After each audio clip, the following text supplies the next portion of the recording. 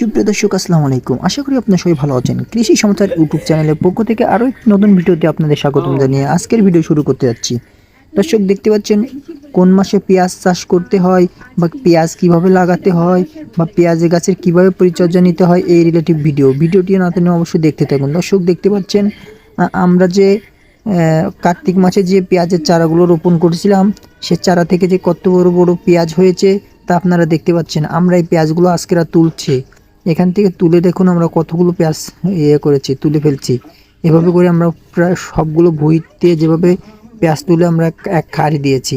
দেখতে পাচ্ছেন পেঁয়াজগুলো খুব সুন্দর হয়েছে এবং মোটা হয়েছে। এইরকম রিলেটিভ ভিডিও পেতে আমাদের চ্যানেলটি অবশ্যই সাবস্ক্রাইব করে আমাদের সাথে থাকবেন।